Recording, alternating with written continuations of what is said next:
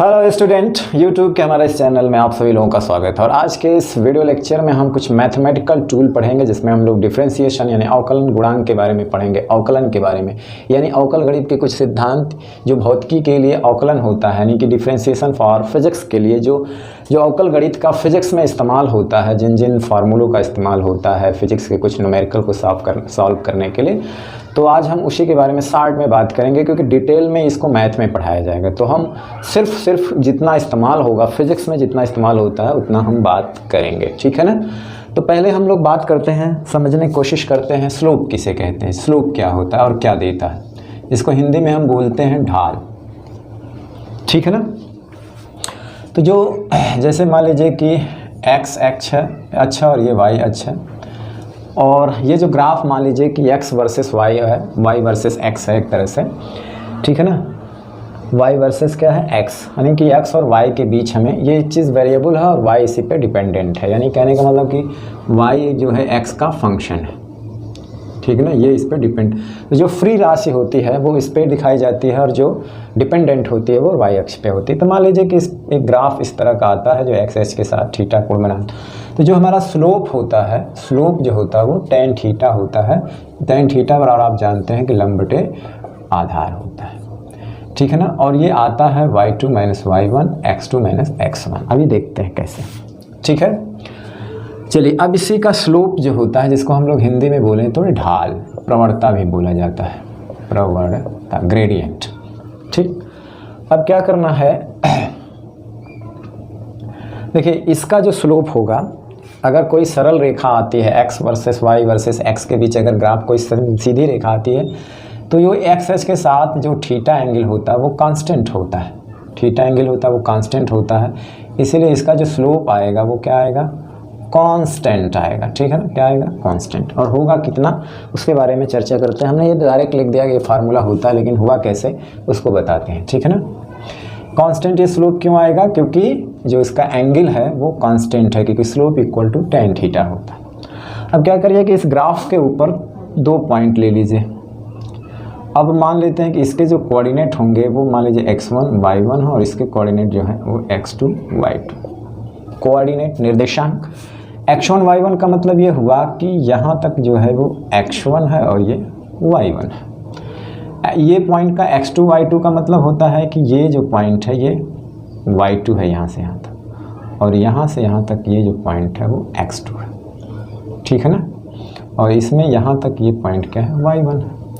तो कहने का मतलब है कि ये एंगल थीटा है तो ये भी थीटा होगा, संगत कोण। अगर हम ये देखें तो ये होगा y2 माइनस y1, पूरा y2 में से y1 घटा दें, पूरा x2 में से x1 घटाएंगे तो होगा x2 माइनस x1। तो ये हुआ लंब, एक तरह समकोण त्रिभुज देख रहा है तो ये लंब बटे आधार, तो tan थीटा बराबर होता है लंब बटे आधार। तो ये स्लोप हमारा निकल के आता है y2 माइनस y1 अपान x2 माइनस x1, या इसी को आप डेल्टा y अपान डेल्टा x लिख सकते हैं, ठीक है ना। चलिए, जैसे मान लीजिए इस तरह का ग्राफ है, तो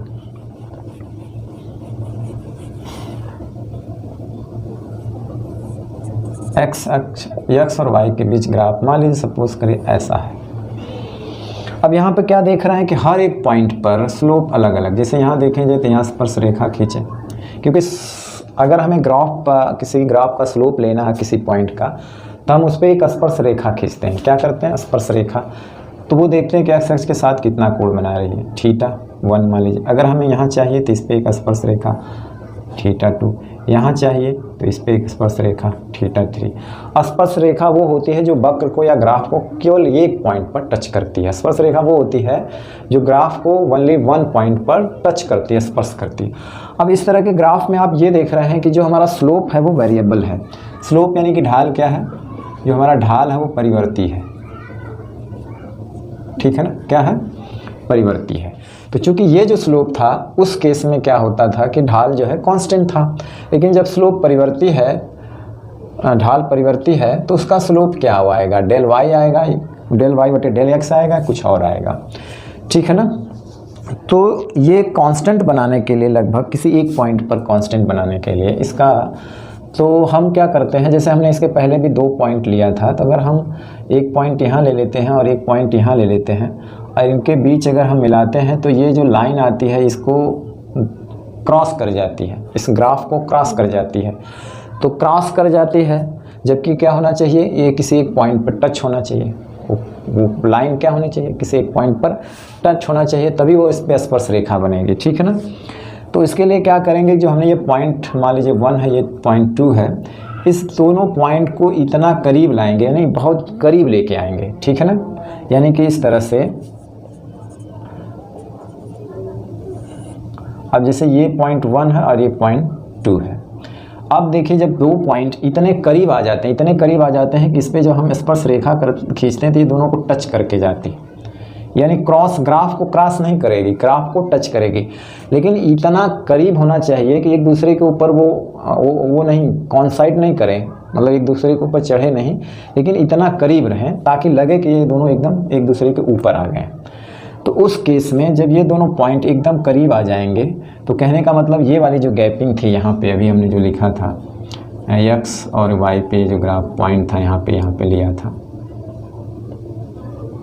x1 y1 और x2 y2, तो ये वाला जब ये वाला पॉइंट जब इसके करीब आएगा, ये वाला पॉइंट, तो ये और ये दोनों क्या हो जाएंगे, ज़ीरो के एक्सटेंड टू ज़ीरो हो जाएंगे। क्या हो जाएंगे, ज़ीरो नहीं होंगे लेकिन ज़ीरो के करीब चले जाएंगे, ज़ीरो के करीब, एग्जैक्टली ज़ीरो नहीं होंगे लेकिन क्या होंगे कि जब ये दोनों पॉइंट को एक पर लाएंगे, लगभग एक पर लाएंगे, तो ये वाला गैप लगभग ज़ीरो के एक करीब होगा, एग्जैक्ट ज़ीरो नहीं होगा, लगभग ज़ीरो के करीब होगा।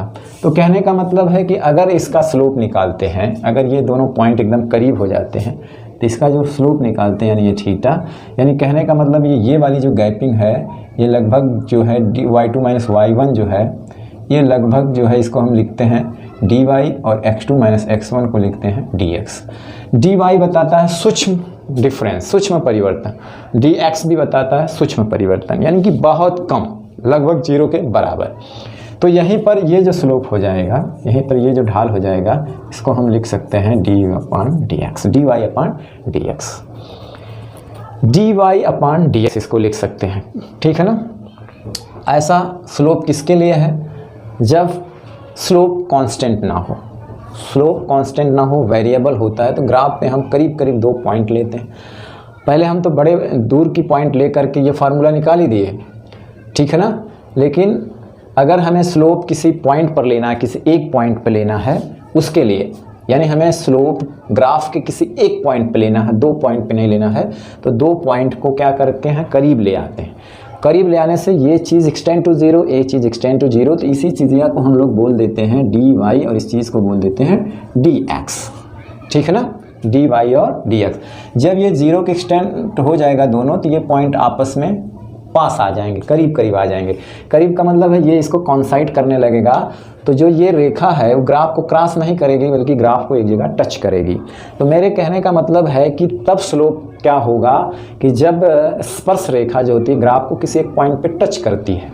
यहाँ पे क्या था कि ग्राफ को दो पॉइंट पर क्रॉस कर रही है ना, यहाँ पे ग्राफ दो पॉइंट पे क्रॉस कर रही है, तो एक ये पॉइंट ये हो जाएगा, एक पॉइंट ये हो जाएगा, ये थीटा है, तो ये गैपिंग ज़्यादा हो गया ना। तो जब जब कोई रेखा जो है ग्राफ को दो जगह क्रॉस करती है तो उसका स्लोप ये होगा। लेकिन अगर हमें स्लोप निकालना है कि स्पर्श रेखा ग्राफ को सिर्फ एक जगह टच करे तो उसका स्लोप ये होगा। उसके लिए ज़रूरी है कि ये दोनों पॉइंट करीब आए, तो ये पॉइंट दोनों करीब आ जाएंगे तो ये वाली गैपिंग क्या हो जाएगी, एक्सटेंड टू ज़ीरो, जिसको हम डी वाई डी एक्स से निरूपित करते हैं। तो डी वाई डी एक्स क्या है, ये कुछ है नहीं बल्कि क्या है, ओनली स्लोप है। क्या है, ओनली स्लोप। क्या है, स्लोप। ठीक है ना। इसको हम लोग पढ़ सकते हैं कि rate of change of Y with respect to X. ठीक है ना, वाई में सूक्ष्म परिवर्तन विथ रिस्पेक्ट टू एक्स। या हम इसको ये भी पढ़ सकते हैं कि slope of graph Y versus X. ठीक है ना, वाई का स्लोप वर्सेस एक्स, वाई का स्लोप वर्सेस एक्स। और इसी चीज़ को हम लोग गणित की भाषा में एक चीज़ और पढ़ते हैं, इसको हम लोग पढ़ेंगे डी वाई डी एक्स को हम लोग पढ़ेंगे एक्स के सापेक्ष वाई का प्रथम अवकलन। गणित की भाषा में इसको हम लोग क्या बोलेंगे, x के सापेक्ष y का प्रथम अवकलन या x के सापेक्ष y का अवकलन गुणांक, या इसी को हम लोग पढ़ सकते हैं x के सापेक्ष y का अवकलन गुणांक यानी फर्स्ट अवकलन गुणांक, differentiation of y with respect to x। अब देखिए इन दोनों का महत्व क्या है, इसका महत्व क्या है ये वो भी देख लिया जाए।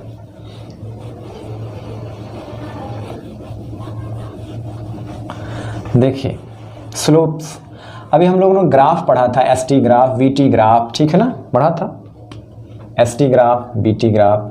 तो चलिए मान लीजिए ये एस टी ग्राफ है, ठीक है ना, हमारा जो स्लोप, ठीक है, ये एस टी ग्राफ है और ग्राफ कुछ इस तरह से आया। एस टी के बीच का ग्राफ का जो ढाल होता है वो क्या देता है, वेग देता है। क्या देता है, तो देखिए वेग दो तरह का होता है, एक होता है औसत वेग, एक होता है तात्क्षणिक वेग।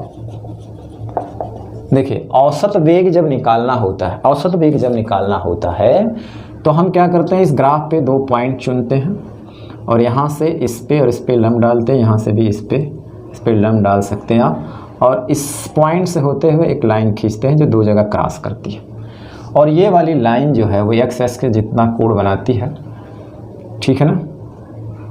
ये मान लेते हैं क्या है, ये S1 है, T1 है, और ये क्या है S2 T2 है। तो पॉइंट लेते हैं और उस पॉइंट से होते हुए एक लाइन क्रॉस कराते हैं जो कि ग्राफ को दो जगह काटती है, ठीक है ना। और वे वाली चीज़, ये वाला देख, इस पूरे में से इतना घटा देते हैं और यहाँ से यहाँ में से इतना घटा देते हैं, तो हमें ये चीज़ मिल जाता है और ये चीज़ मिल जाता है। इससे हम क्या करते हैं, इससे जो स्लोप आता है वो आता है कौन सा, वेग, लेकिन कौन सा वेग आएगा, औसत वेग, औसत वेग।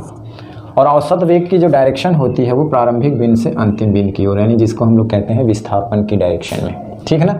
तो ये स्लोप औसत वेग देता है, जिसको आप कह सकते हैं delta S upon delta T, या अगर ये y वर्सेस x होता तो इसी को आप कहते हैं delta y upon delta x। तो जो औसत वेग होता है वो बड़े टाइम इंटरवल के लिए होता है, बड़े टाइम इंटरवल के लिए होता है, ठीक है ना। तो इससे हमें क्या मिलता है, औसत वेग। लेकिन आपने पढ़ा था तात्क्षणिक वेग, तो तात्क्षणिक वेग ग्राफ से कैसे निकाला जाता है, हालांकि ग्राफ का ढाल जो है तात्क्षणिक वेग देता है, तो वो कैसे निकाला जाता है, वो निकाला जाता है कि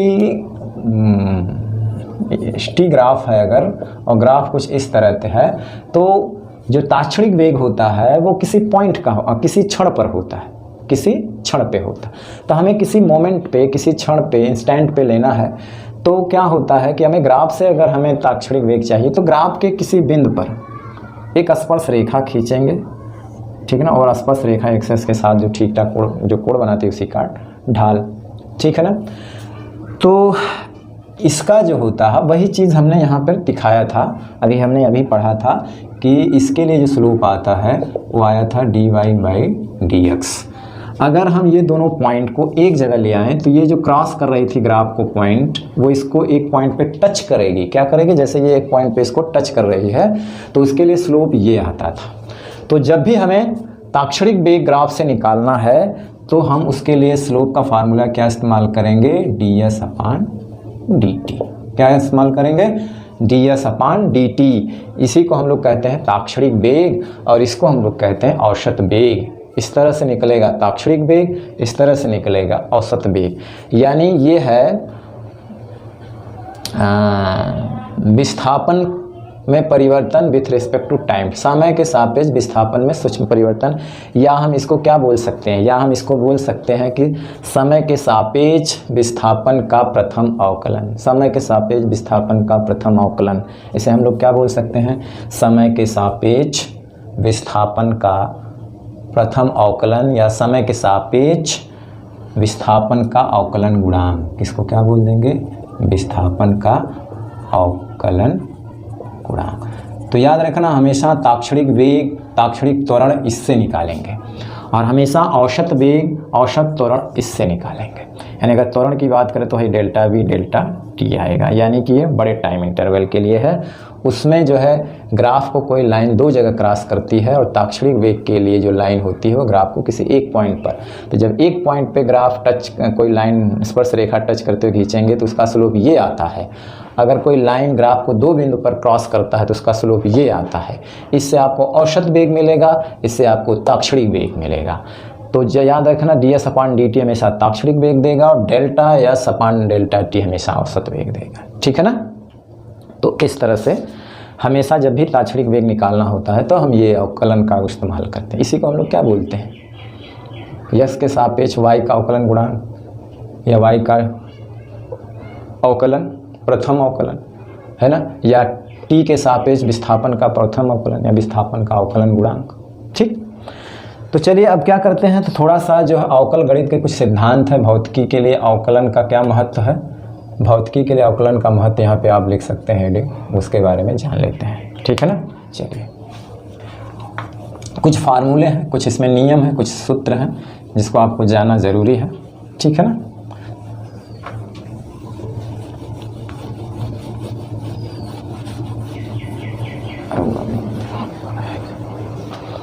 अब जैसे इसमें क्या है, कुछ फार्मूले ये हैं कि अगर मान लीजिए कुछ हम फार्मूला ले रहे हैं, उस पर कुछ सवाल भी आगे लगाएं।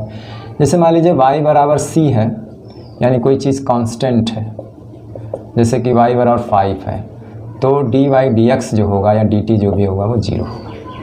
ठीक है ना, क्या होगा, 0 होगा। ठीक है ना। तो अगर y वर्सेस x के बीच अगर y इक्वल टू कांस्टेंट है, यानी y की वैल्यू नहीं बदल रही है x के सापेक्ष, तो उसका ग्राफ कुछ इस तरह से आएगा।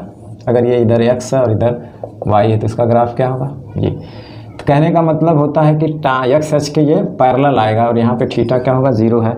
अब जानते हैं इससे भी निकल सकता है कि स्लोप बराबर क्या होता है, अगर देखा जाए तो dy बाई dx, और यही होता है tan थीटा। तो चूंकि ये 0 है तो tan थीटा बराबर 0, यानी थीटा बराबर 0। थीटा बराबर 0 है तो यानी ये कांस्टेंट है, y बराबर 5, तो ये 5 5 यहाँ हर जगह 5 5 रहे। ठीक है ना। तो याद रखना कि किसी भी कांस्टेंट का x के सापेक्ष, अगर y बराबर कांस्टेंट है तो x के सापेक्ष उसका डिफरेंशिएशन 0 होगा। ये चीज़ें याद रखना। जैसे अगर दूसरा है कि अगर इस तरह लिखा हुआ cx, या कहने का मतलब है 3x, तो यहाँ पे जो कांस्टेंट होता है, अगर हम x के सापेक्ष इसका अवकलन करें तो जो कांस्टेंट होता है वो बाहर हो जाता है और इसका डिफरेंशिएशन हो जाता है। ठीक है ना। कांस्टेंट चीज़ क्या हो जाती है, बाहर हो जाती है।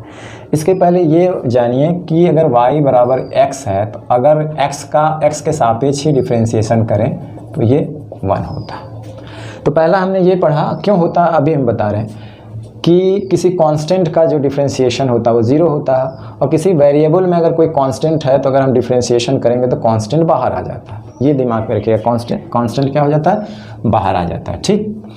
अब एक सबसे महत्वपूर्ण जो है ये चीज़ अभी हमसे प्रूफ भी हो जाएगा कि अगर y बराबर x के पावर n है, ये फार्मूला अब यहाँ से चलेगा, सूत्र है। ठीक है ना। कुछ सूत्र हैं। तो इसका जो होता है, इसमें क्या होता है कि जब भी हम x के सापेक्ष इसका डिफरेंशिएशन प्रथम अवकलन करेंगे तो जो पावर होती है वो पहले हो जाती है, फिर हम x लिखेंगे और पावर में से 1 घटा देते हैं। ये मोस्ट इम्पॉर्टेंट हमेशा यूज होता है, इसका जो है फिजिक्स में ज़्यादा इस्तेमाल होता है, याद रखिएगा। ठीक है ना। वहीं के हिसाब से अगर y बराबर x है तो जब आप इसको dy बाई dx करेंगे तो चूँकि इसका पावर 1 है तो 1 पहले आ जाएगा, x 1 माइनस 1, यानी कि x का पावर 0 है 1। तो अगर y बराबर x है तो x के सापेक्ष उसका अवकलन 1 होगा। अगर y बराबर t है तो t के सापेक्ष उसका अवकलन d, मतलब अगर y बराबर याद रखेगा t है तो dy बाई dt जो है ये भी क्या हो जाएगा, 1 हो जाएगा। ठीक है ना। क्या हो जाएगा, 1 हो जाएगा। अब चलिए इस पे एक सवाल लेते हैं। कैसे, जैसे मान लीजिए अगर y बराबर क्या दिया हो, अगर y बराबर दिया हो 5x3, तो इसका हम x के सापेक्ष अगर अवकलन करें, जिसको हम लोग क्या बोलते हैं, ये स्लोप है। ये स्लोप क्या देता है, अगर यस और t के वर्सेस, अगर t के बीच ग्राफ है, अगर समय के सापेक्ष विस्थापन के बीच अगर ग्राफ खींचा गया है तो वो वेलोसिटी उसका स्लोप देता है, ठीक है ना। तो ये कौन सी वेलोसिटी लेगा, ताक्षणिक। तो देखिए होता क्या है, ये इसका जो सिद्धांत है, इसका जो सूत्र है वो होता है कि जो पावर है पहले आ जाएगी तो 5 पहले से है, 3 और आ जाएगी, और x 3 में से क्या होता है 1 हमेशा घटता है। जैसे हमने बताया था ना x के पावर n है तो n पहले आ जाएगा n-1, ठीक। तो ये हो जाएगा 5 3 15 x के पावर 2। उसी तरह से अगर y बराबर x के पावर 6 हो तो dy/dx क्या हो जाएगा, 6 पावर पहले आ जाएगी और पावर में से 1 घट जाएगा, यानी 6x के पावर 5। तो इस तरह से आप जो है कैलकुलेशन कर सकते हैं, ठीक है ना। इस तरह से क्या करेंगे आप, अगर दिया हुआ है तो आप इसको निकाल सकते हैं, ठीक है ना। जैसे कभी कभी क्या होता है कि यस बराबर दे देगा t के पावर 4, तो आप ds/dt जब निकालेंगे t के साथ पे तो 4 पहले आ जाएगा और t 4 - 1 यानी कि ये हो जाएगा, ठीक है ना। हाँ चलिए एक चीज़ और इसमें देख लेते हैं कि अगर मान लीजिए कि y बराबर t² दिया हो और हमें पूछ रहा हो dy/dx, यानी कि x और t के बीच कोई रिलेशन ना हो, t के बीच कोई क्या हो, रिलेशन ना हो, ठीक है ना, कोई रिलेशन ना हो, तो ये क्या हो जाएगा 0 हो जाएगा। क्या हो जाएगा 0। अगर y बराबर x² दिया और पूछे कि dy/dt बताओ तो क्या हो जाएगा 0। ये याद रखना, ये सब छोटी छोटी बातें हैं डिफरेंशिएशन में जो कि फिजिक्स में इस्तेमाल होता है, याद रखना, ठीक है ना। तो जिसके सापेक्ष हम कर रहे हैं अगर वो चीज़ यहाँ पे नहीं है तो वो इसके सापेक्ष कांस्टेंट हो जाता है, जिसका डिफरेंशिएशन 0 हो जाता है। ये बात याद रखिएगा, ठीक। चलिए कुछ और सिद्धांत हैं इसमें, वो भी देख लेते हैं। इसके बाद कुछ फार्मूले हैं बेसिक, उसको याद करना पड़ेगा। जैसे अगर हम ये देखते हैं, अगर मान लीजिए चलिए y बराबर अगर ये दिया हो, मान लीजिए u+v दिया हो और कहे कि dy/dx निकालिए, तो इन दोनों का अलग अलग हो जाएगा। यानी इसको आप लिखेंगे इस तरह से u+v, तो आप इसको लिखेंगे पहले इसका फिर इसका अलग, du/dx और dv/dx, ठीक है ना। अगर v(x) में कोई रिलेशन नहीं है u(x) में और v(x) में, तो ये 0 0 हो जाएंगे, ठीक है ना। क्या हो जाएंगे 0 0 हो जाएंगे, ठीक है ना। तो ये था जोड़, घटाने में भी ऐसा होगा, बीच में कोई माइनस लग जाएगा। अब जैसे गुणे में है, मान लीजिए कि y बराबर दे दिया है, u भी दे दिया, तो इसके लिए क्या करते हैं, इसके लिए अगर हमें x के सापेक्ष इसका करना है मान लीजिए, तो इसमें जो है ये पहला फर्स्ट फंक्शन मान लेते हैं, इसको सेकंड मान लेते हैं। तो हम पहले इसको first function differentiation of second करेंगे, फिर हम प्लस का निशान लगाएंगे, second function differentiation of first function. ये फार्मूला, ये याद रखिएगा, ठीक है ना। ये क्या होता है, फार्मूला होता है, इसे आप याद रखिएगा। उसी तरह से अगर भाग का हो, अगर y बराबर इस तरह से दिया हो u/v, तो x के सापेक्ष अगर करना हो तो क्या आएगा, जो हर होता है ना, हर इंटू डिफरेंशिएशन ऑफ अंश, यानी हर गुणे अंश का अवकलन करते हैं, तो ये हो जाएगा du/dx, फिर माइनस लगाते हैं इसके लिए। अब इसके लिए अंश लिखते हैं, फिर हर का डिफरेंशिएशन करते हैं x के सापेक्ष, और एक चीज़ और इसमें करते हैं, इसका स्क्वायर हो जाता है। एक बात ध्यान रखना, इसका क्या हो जाएगा, स्क्वायर हो जाएगा। तो ये चीज़, ये फार्मूले हैं, इसको आप याद। अब जैसे मान लीजिए कि ये दिया हुआ है u के पावर n दिया हुआ है और हमें x के सापेक्ष करना है, तो इसको हम कैसे लिखेंगे, dy/dx लिखेंगे। तो पहले घात का होता है, तो घात पहले आ जाएगी, u लिखेंगे और n में से 1 घटा देंगे, फिर इसका भी करते हैं हर पार्ट का, तो ये हो जाएगा du/dx, ठीक है ना। चलिए अब हम कुछ जो है इसके बेसिक फार्मूले देख लेते हैं।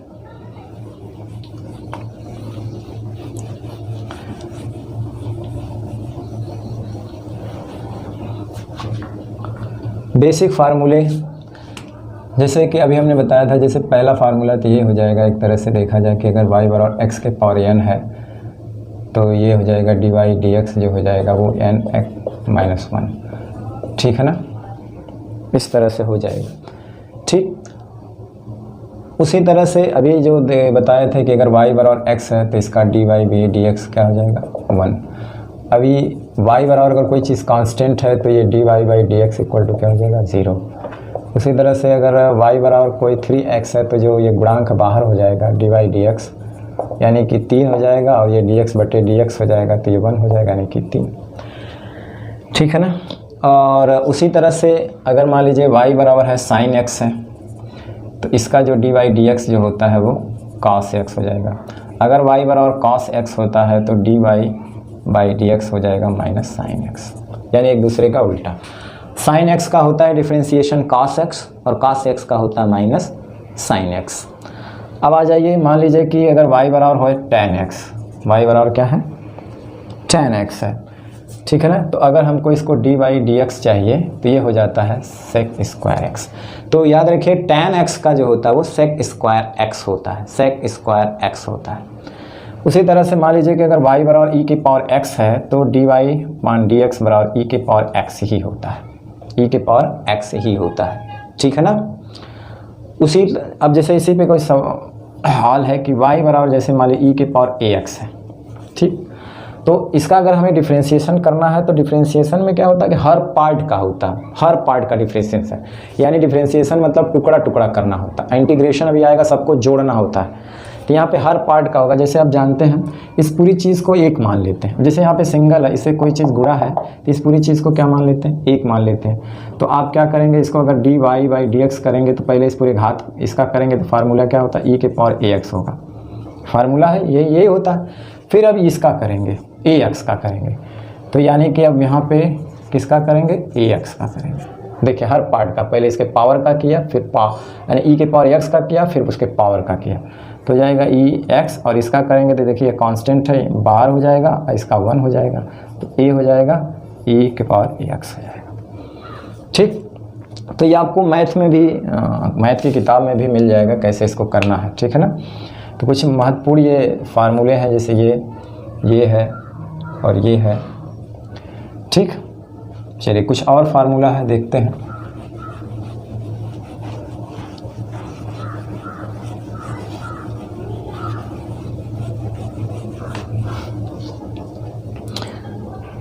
अब जैसे कि ये है, अगर मान लीजिए कि y बराबर a के पावर x, तो जानते हैं dy बाई डी एक्स क्या हो जाएगा, a के power x log e a, log Aadhaar e into a, ठीक है ना। और एक और है कि अगर y बराबर है log e x है तो dy बाई डी एक्स जो हो जाएगा वो 1/x हो जाएगा। ये तीनों इम्पोर्टेंट, ये वाला ये सॉरी ax नहीं, a के पावर x। और एक चीज़ अभी ने देखा था कि y बराबर e के पावर x है तो dy बाई डी एक्स भी हो जाएगा e के पावर x, ठीक है ना। अब जैसे इसी पे आधारित जो बाहर पार्ट वाले में, जैसे अभी हमने पढ़ा था कि x के पावर xn, जैसे मान लीजिए यहाँ पे 4x, तो आप इसका क्या करोगे, पावर का तो करोगे, पावर पहले आ जाएगा 4x, ठीक है ना। इसके पावर का करोगे 4x, फिर x का करोगे 1, सॉरी इसके पावर का करोगे तो ये घात पहले आ जाएगी, इसको लिख सकते हो x 4x माइनस 1, ठीक है ना। अब इसका करोगे, पावर का करोगे, तो पावर है 4x, तो ये हो जाएगा dx 4x, तो क्या हो जाएगा, ये 4x है, या x के power 4x minus 1 into x का 1 हो जाएगा इंटू 4, यानी कि 16x टू x के पावर 4x माइनस 1। तो ये सूत्र है सब, ये थोड़ा सा याद रखिएगा, ठीक। अब जैसे इस तरह से दिया है कि हर पार्ट का कैसे, जैसे log e 3x दिया है या 3x स्क्वायर दिया है, तो क्या करते वक्त ये पूरी चीज़ को 1 मान लेंगे। जब हम इसको dy बाई डी एक्स करने जाएंगे तो ये हो जाएगा 1/, ये पूरा x मान लो, अनुभव करो कि पूरा x है तो ये हो जाएगा 3x। अब तो ये log x का हो गया, लेकिन जो ये है इसका भी होता है हर पार्ट का, पहले log x के किए फिर ये इसके किए, तो इसका करेंगे 3x स्क्वायर, तो चूँकि ये तो बाहर हो जाएगा, गुणा है तो 3 यहाँ रहेगा। अब इसका होगा कांस्टेंट, तो बाहर आ जाता है, पावर पहले आ जाएगी, x 2 - 1 हो जाएगा, और फिर x का करेंगे तो वो 1 हो जाएगा, तो हो जाएगा 3x स्क्वायर, ये 2 3 इंटू 6, और ये x के पावर 1 1। तो यहाँ से देखिए 3 दूना 6 2 हो गया, 1 से x कट गया, यानी कि 2/x। इसी तरह से और भी फार्मूले हैं, जैसे कि मान लीजिए y बराबर जो है sec x है, तो dy dx क्या हो जाएगा, इसका होता है sec x tan x। उसी तरह से y बराबर अगर है cot x, तो dy dx हो जाता है cosec square x, cosec square x। तो cot x का cosec यहाँ माइनस भी होता है, ठीक है ना, माइनस होता है। और उसी तरह से अगर y बराबर cosec x हो, तो इसका dy dx हो जाता है minus cosec x cot x। तो ये फार्मूले हैं, ठीक है ना, जिससे आप कभी कभी इसका इस्तेमाल होता है, हमेशा नहीं होता, कभी कभी इसका इस्तेमाल होता है, ठीक है ना। जैसे sec x का डिफरेंशियल x के सापेक्ष ये होगा, cot x का माइनस cosec स्क्वायर x होता है, cosec x होता है, cosec x होता है, ठीक।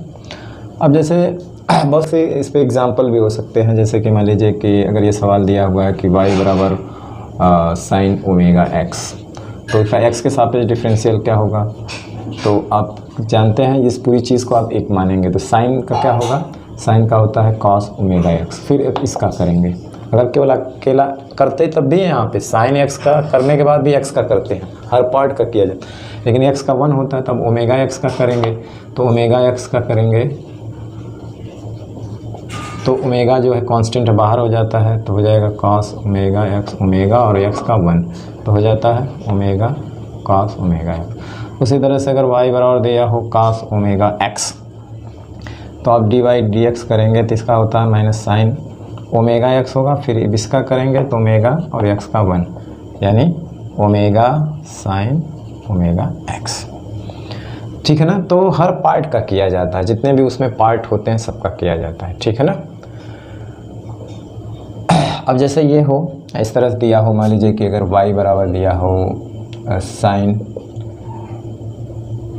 x स्क्वायर दिया हो, तो इस पूरी चीज़ को हम लोग 1 मानेंगे, ये वाली चीज़ थीटा मान लीजिए 1, तो इसका अगर हम dy dx करेंगे तो क्या हो जाएगा, इसका हो जाएगा cos x स्क्वायर। फिर x स्क्वायर का करेंगे, तो x स्क्वायर का करेंगे तो ये पावर आ जाएगी 2x, 2 माइनस 1, ठीक है ना। फिर x का करेंगे फिर 1। अब देखिए हर चीज़ का पहले साइन x का हुआ, फिर x स्क्वायर का हुआ, तो 2 पहले आया, 2 में से 1 घटाएंगे, फिर x का करेंगे 1, तो इसका क्या हो जाएगा cos x स्क्वायर और ये इंटू x हो जाएगा, और 2 है ये, यानी हो जाएगा 2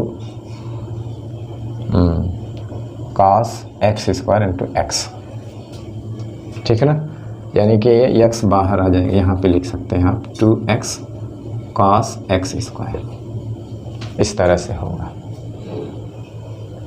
उसी तरह से अगर मान लीजिए इस तरह से दिया हो साइन x का होल स्क्वायर अगर है, तो पहले पावर का हो जाएगा dy बाई dx, अगर हम करेंगे तो हो जाएगा 2 साइन x, 2 माइनस 1 यहाँ लिखे जाएंगे, फिर साइन x का क्या हो जाएगा cos x हो जाएगा।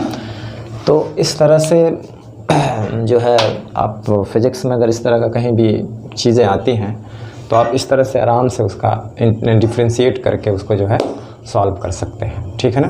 तो चलिए आज का वीडियो लेक्चर वहीं समाप्त करते हैं, और बहुत सारे सवाल हैं, बाकी जो मैथ का वो पोर्शन है, जितना फिज़िक्स में यूज होने वाली चीज़ें हैं उतना लगभग हमने बता दिया, और बाकी चीज़ें जो है वो मैथ के हैं। और आगे जो वीडियो लेक्चर आएगा हम उसमें फ़िज़िक्स में डिफ्रेंशिएशन का तो हमने महत्व पढ़ लिया, फ़िज़िक्स में इंटीग्रेशन का क्या महत्व, कई फिज़िक्स में इंटीग्रेशन का भी बहुत ज़्यादा महत्व होता है, इंटीग्रेट करना होता है, तो उसमें भी कुछ नियम है, कुछ फार्मूले हैं, तो अगले वीडियो लेक्चर में देखेंगे। तब तक पढ़ाई करते रहें, पढ़ते रहें। All the very best, thank you very much.